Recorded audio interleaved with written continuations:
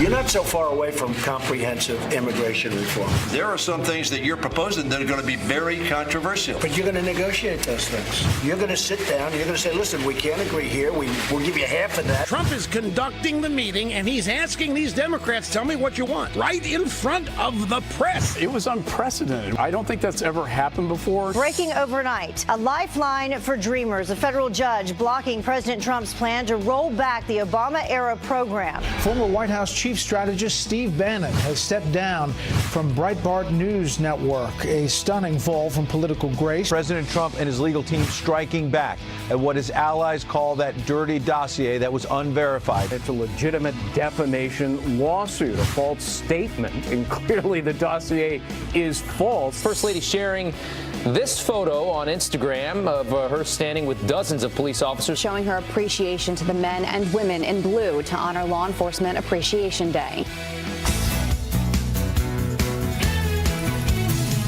Which is up top, very country, a lot of sports. In the middle is a great restaurant. If you are in Nashville, you have to go. Do they have live music on each floor like some of those bars do? Not in the beginning, but yeah, by the time I was leaving at 10 o'clock, because I had to get up in 4 days. 4 hours? 4 days actually. It was Friday.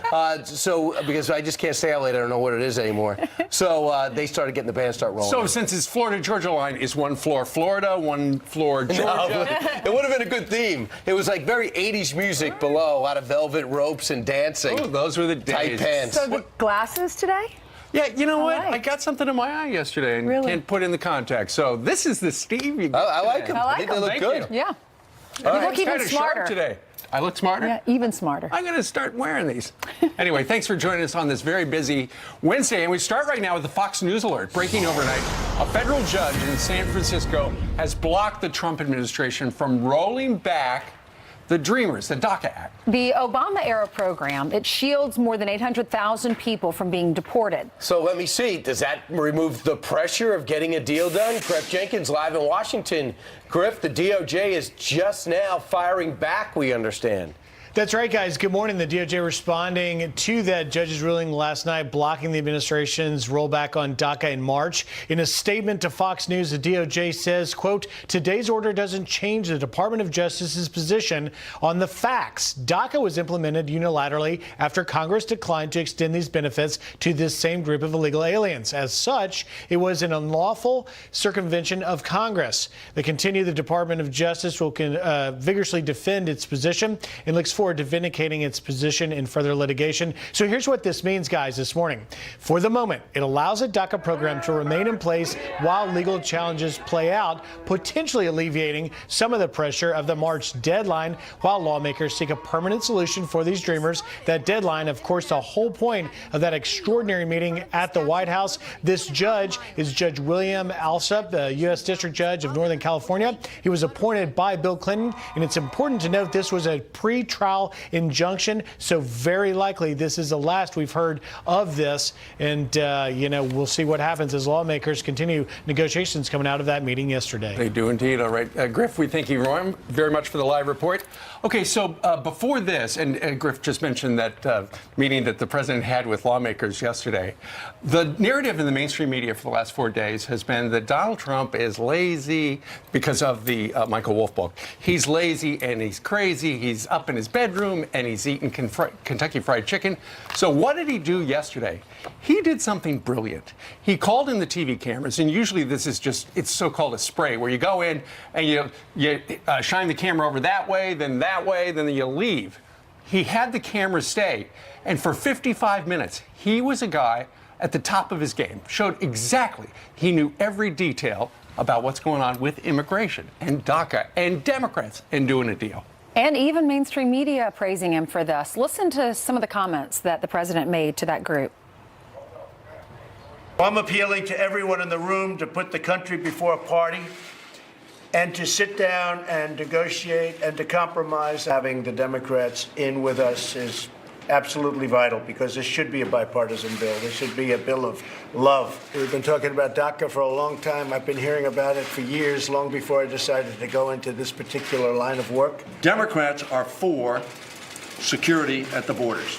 There are obviously differences, however, Mr. President, on how you affect that. When we talk about just DACA, we don't want to be back here 2 years later. You have to have security. I'll take the heat. I don't care. I don't care. I'll take all the heat you want to give me. And I'll take the heat off both the Democrats and the Republicans. My whole life has been heat. There should be no reason for us not to get this done. Well, a couple of things happened. Number one, I just thought overall how much better Democrats would be if Steny Hoyer was in charge. Because I found him to be very reasonable throughout. He was listening. He was the give and take. That is as close to real as I've ever seen in Washington. And I was sitting next to Marie Harf on Outnumbered, and she's saying, that's it. That's what it's like in these meetings when there's no cameras around. Sure. And at the beginning, I cannot wait to do the forensics and rebuild what went into the 55 minutes with cameras there. But it seems to me it was like Jersey Shore. In the beginning, you thought they knew they were on camera. After a while, they forgot they were on camera, and it began to become a real reality show. Well, you know, the reality is a brilliant bit of stagecraft, and that is the president's team put a Democrat on each side. There you got Durbin on one side, you got Hoyer on the other. It looks like, and the dynamic is, look, this is a president that got the Democrats to the table, and here are two of the top Democrats right there. But saying that he wanted a clean bill, the Senator Feinstein says, I have a clean bill. Let's do the border security later. The president's like, all right. And then quickly Kevin McCarthy jumped in and goes, no, we're not doing that. If we're going to do DACA, we have to do border security. There was also a request from the Democrats. Do you really need $18 billion to build a wall? He goes, no, I'll take some of it. So it was a real give and take, and I think that's what people wanted when they hired Donald Trump. More negotiating. He said it was a bill of love. I thought that is Jeb Bush line that he ridiculed. So a lot of people on the right didn't love that. All right, so line. this is what the bill looks like. These are their goals, at least. Phase 1 would be border security, end the chain migration, cancel the visa lottery program, and DACA. But I'm sorry, go ahead. Then phase 2 would be comprehensive immigration reform. But within DACA, there's other issues. Do you bring the parents? And by the way, what is the pathway to citizenship? They don't instantly become citizens. Maybe they're here, they're allowed to stay, and then after a certain amount of time, there's incremental things that have to happen. Do they bring the parents? DACA, the kids are already here. Right, the parents but so you can't legalize the parents. Because just because the kids got brought here at a young age, it doesn't mean the parents who came here illegally should get legalized amnesty. Too. Why should they jump ahead? He talked about the visa lottery program, and he said that all these other countries, they're putting their names in the hopper. They're not giving you their best names. Common sense means that they're not giving you their best names. They're giving you people that they don't want. Sure. And ultimately, and when Dianne Feinstein from over in the corner asked about a clean deal, the president said, well, I'd be open for that, as Brian said a moment ago. And the White House later clarified, when he talks about a clean deal, that means there's going to be some border security in it. In other words, if DACA is going to happen, so is the wall. Listen. Agreement without the wall. No, there wouldn't be. You need it. I'd love not to build the wall, but you need the wall. If you don't have the wall, you cannot have security. You just can't have it. It doesn't work. It's just so interesting because that was the part 2 that aired first on our channel, and everyone said, he said, you have enough now for the next couple of years. I thought, what is he talking about? Then they aired part 1, which was 55 minutes.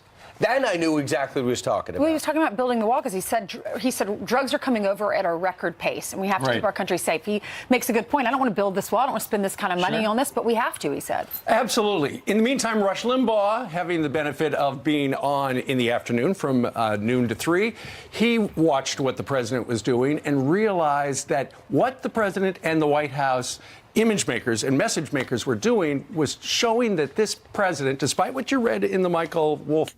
I'm just looking at Trump's body language here as he's conducting this meeting. Kind of sitting there with his arms crossed and folded across his chest, and he's got a serious look on his face as he's listening to what these Democrats have to say. But he's forcing them on the record what they want in front of the media. All the cable networks have just spent an hour televising Trump in total control of a meeting, with the Democrats in the meeting showing total deference and respect to Trump. Exactly. And that was the key. We just want to see, I mean, there was total respect. There wasn't a lot of posturing. I didn't get any political slogans. I didn't hear anyone give a speech like we see on all these hearings where they come out, they don't even ask a question. They just give speeches to the person. You wonder what the person's even doing there. Among the critics, though, was Tucker Carlson. He opened up a show last night. He blasted the president. He said he showed too much give when it came to the wall and other areas. How's that too much give? He said, you're not getting DACA. We're building the wall. At one point, he told Senator Feinstein, okay, we would do DACA alone. Okay. And there were different areas in which he I'm curious to find out if he's going to start doing this more often, allowing cameras into the meetings to show that they are working together. Because we saw the rallies were so successful for him, so he continued to have the rallies. He's still doing the rallies because he always gets his ratings go up after that. So I'm curious to find out if that happens here. It's also going to be hard for the Democrats who were in that room to then go out today or in the future and say, the president's crazy, because they legitimized him yesterday by sitting at the table dealing with him. You don't deal with the crazy person, you deal with the president, which is what the image was. 25 members, 16 senators, 9 representatives, 15 Republicans, and 10 Democrats. And one person with the headlines right now. Good morning, Hey, guys. Good morning. How are you? How are you? Good morning to you. Let's begin with a Fox News alert because we are following this story right now. The frantic hunt for survivors in Southern California intensifying after mudslides kill at least 13 people and wipe away homes.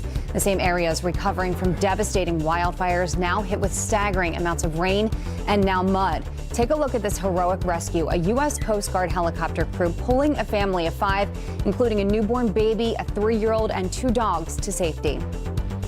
President Trump's attorney coming out swinging, filing defamation lawsuits over the fake dossier that helped kickstart the FBI Russian probe.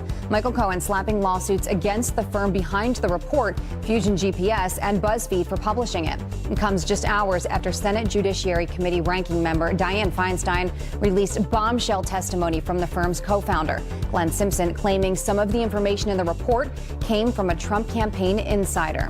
Steve Bannon out at Breitbart News. President Trump's former chief strategist returned to the website over the summer as executive chairman after being ousted by the White House. The parting of ways comes after Bannon's controversial statements about the president and his family were published in the newly released book Fire and Fury. Let's look at your headlines, and I don't think many people were surprised when this news came out. I think he's also off XM Sirius as well now. Yeah. All right, Jillian, thank you very much.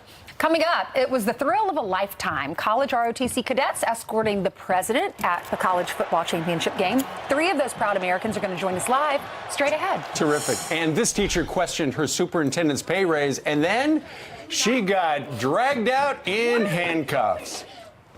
What are you doing? Don't. Can you explain? Are you kidding me? Stop resisting. I am not. You just pushed me to the floor.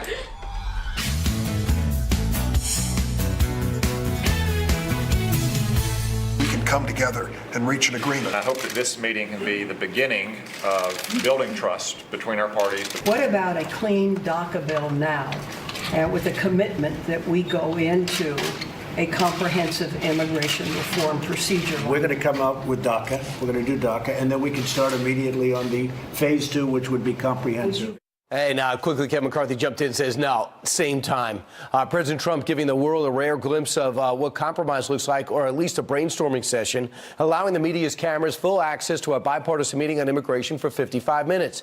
Here to react, Great America PAC co-chair Eric Beach. Eric, how important is this for the president at this point in his presidency to do something like this? I think the president realizes the historic relevance of what happened yesterday. And even furthermore, he doesn't get enough credit for how he diagnosed the American electorate when it built, centered around illegal immigration and building the wall. He was the only one that diagnosed that, not just in the primary, but the general election. So he looked big. Everybody else looked small yesterday. And I do think there's a pushback here against the narrative that says, the president's not in control of these negotiations. He was in his element yesterday, and I was pleased to see it. He knew everything. But he doesn't have the history of negotiations in the past. For Republicans, they get concerned because Democrats always promise to do something down the line. They never do. Senator Feinstein actually threw that out there, said, hey, why don't we do DACA now? We'll do comprehensive later. And then quickly, Kevin McCarthy and Tom Cotton jumped in and says, no. do it at the same time. You guys never do it later. And they're absolutely right. But so is the president. And he understands the art of the deal. And he understands that he's going to allow the Democrats, to apply any kind of rhetoric that they want during the meeting. But I was also very happy to see his tweet yesterday. It said, no wall, no DACA. And he was very clear about that. He's been very clear about that. He's the only candidate that was. And as president, this president does what he says he's going to do. Right. So here is some of the reaction from the other networks about what they saw, which was unexpected and unprecedented. Watch. I can't think of an example of something I've seen like that in covering Washington. This is not the Steve Bannon version of Donald Trump. And I got to give the president of the United States a lot of credit. He allowed the TV cameras in there for this really remarkable meeting. After Wolf Blitzer gave the president credit, Jim Acosta passed out. So he just could not, and no one could revive him. So in the big picture, I fear this, that as reasonable as Democrats and Republicans look yesterday, there's going to be pressure for Democrats never to allow that to happen again, because it looked as if there was something getting done. Do you worry about that, too? I do. I mean, they look like contestants on The Apprentice, and he looked in complete control. And again, you have to judge him by his results. And in the first year of his presidency, it was all about results. That meeting yesterday, he came out of it in a position of strength. Right. And it wasn't just a couple of lines. He said, look, we're going to do this in two phases. It's just not going to be today. Maybe we'll do this with border wall and come back and do it again. And he's uniquely qualified to do it. The other thing is, I don't think Democrats look bad either. I thought they brought up some good points. They seem very reasonable. It seemed like our life away from politics. Eric Beach, thanks so much. Thanks, Brian. All right, still ahead. A new front in our fight against the Taliban, the first of its kind mission just launched by the Marines. And it was the thrill of a lifetime. College ROTC cadets escorting President Trump at the College Football Championship. 3 of those proud Americans join us live next. Cadets getting the thrill of a lifetime. Looky here, escorting President Trump onto the field to sing the national anthem ahead of the Monday night National College Championship game.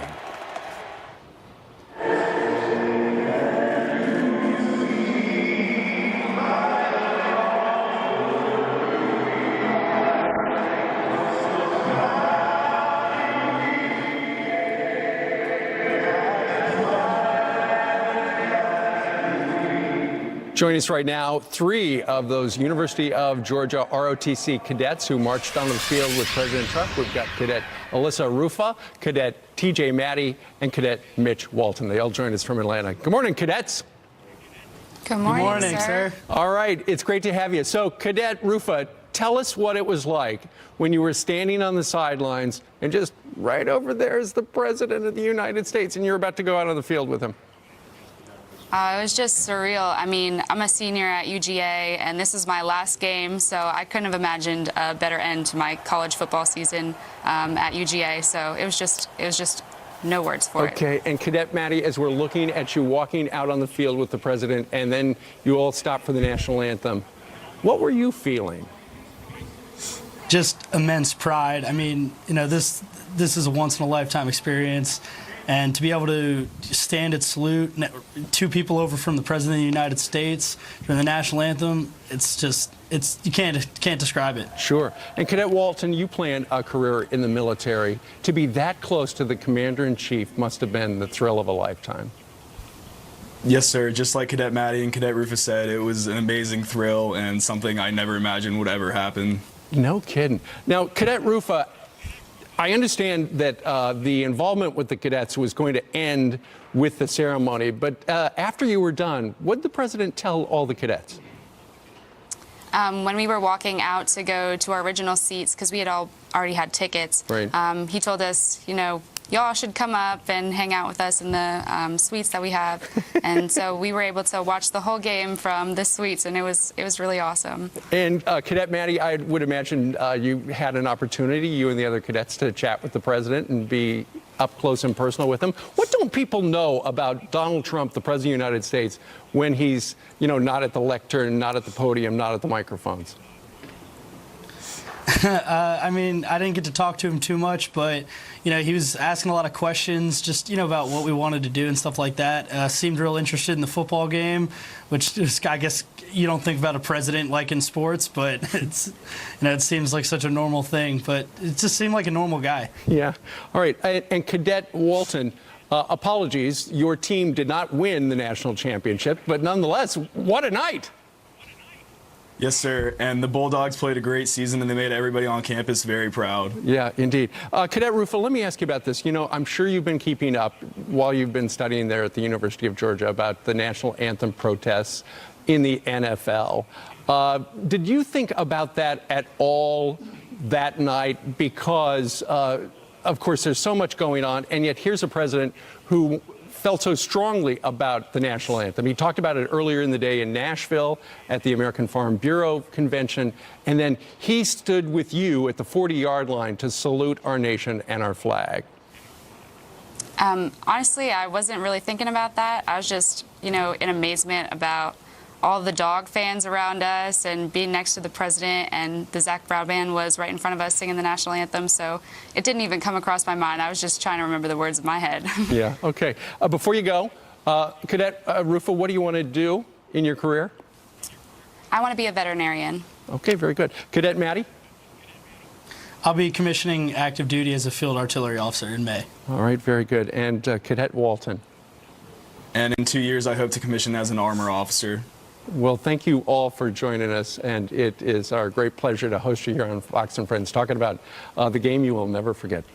Thank you very much, ladies and gentlemen. Thank you, sir. Thank you. Thank you, sir. All right. Have a good day. That was great.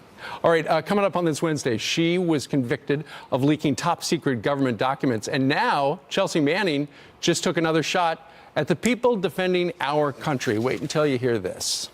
And what is happening on our college campuses, from violent protests to therapy llamas? What's next? Well, we got a panel of professors and college students here to discuss that, and they're next. Good morning to you. But first, happy birthday to... When you think of colleges these days, you think of protests, you think of snowflakes and safe spaces. So how do we fix all of this? Let's ask our education panel. We have a wonderful panel of individuals. Thank you all for being with us. Okay, I'll start with you, Charlton, because I was reading what you were talking to the producers earlier about, and it struck me because you worked for President Trump's campaign. You are the college Republican president on your school, at your school, which is Wagner College, and you say that you've been alienated by professors. It's hard to get good grades. Tell me more about that. Oh yeah, there's been alienation all over campus, whether it's just with professors or fellow students, and it's been difficult to maintain good grades, be able to be the single conservative voice in a classroom, and it's been difficult, and it's you just have to keep strong to your values and to your core beliefs and make sure you're advocating for what you believe in. Okay, we have Paul Anthony Cuesta on the front row, a student, a junior at Manhattanville College, and part of CampusReform.com. You're a correspondent. So the University of South Florida, they brought in these therapy llamas. We remember this story. We did it about 2 weeks ago during final exams to just calm the students. And then after the election, we heard about coloring books and Play-Dohs and therapy dogs being brought in. Your school has offered counseling, or did offer counseling when President Trump was elected, right? Yeah. What'd you think about that?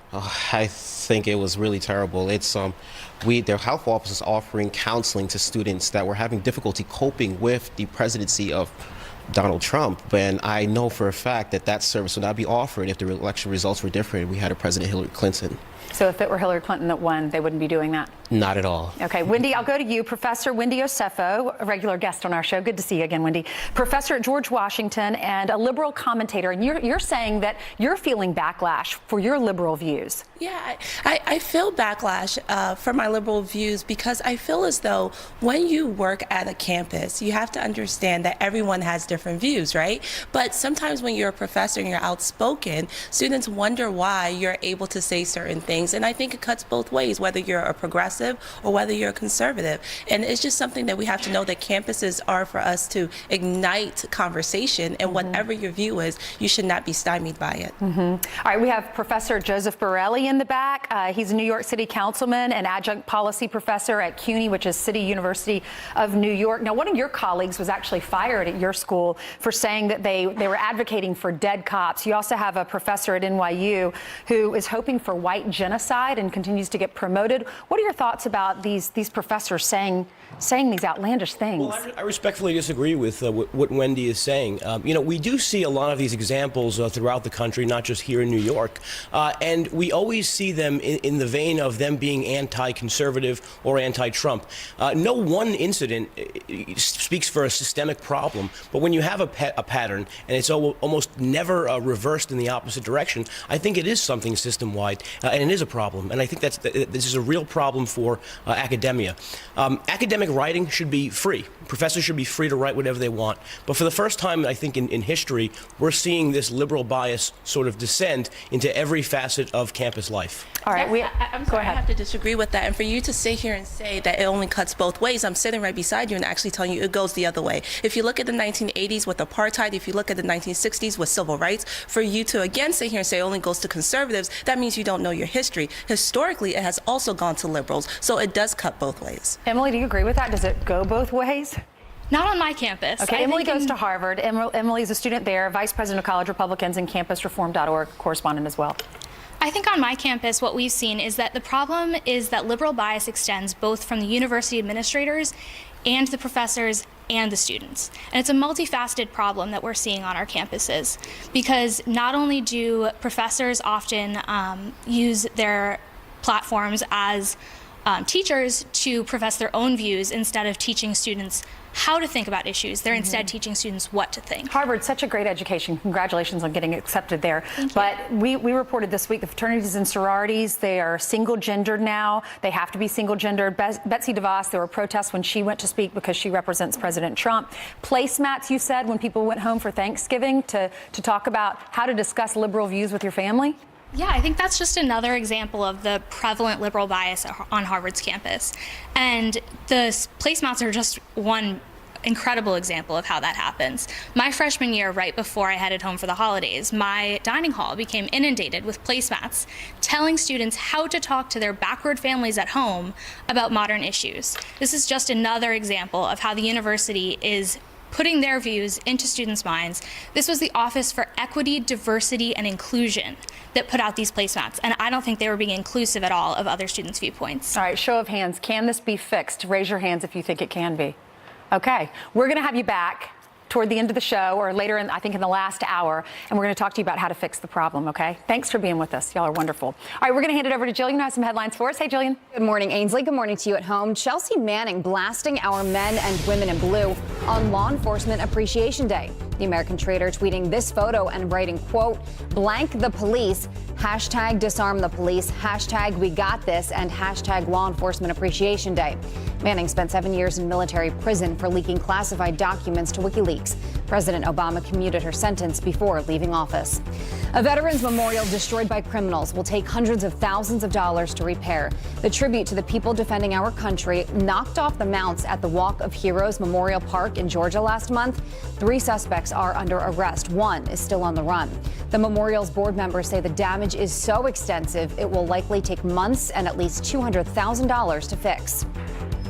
This is insane. A teacher is handcuffed and arrested for questioning her boss's new contract. Watch. What are you doing? Don't. Can you explain? Are you kidding me? Stop resisting. I am not. You just pushed me to the floor. This all happening at a Louisiana school board meeting after she asked why the superintendent was getting a $30,000 raise when teachers weren't getting one at all. Is it against policy to stand? Sir, do not. She won't face charges. There are reports it was all a setup to get rid of the superintendent. Let's look at your headlines. Steve, I'll send it to you. Okay. Thank you very much, Jillian. Coming up on this Wednesday, former Sheriff Joe Arpaio is getting back in the saddle, and it looks like he's running for Senate down in Arizona. He's going to join us live for his first TV appearance since the announcement in the next hour. Yeah, I don't think Senator Jeff Flake is thrilled with that, but plus journalists in countries like Russia, China, and Turkey are killed or jailed. But one group says President Trump is the biggest oppressor of the press in the world. Really? Question mark? Really? Question mark again?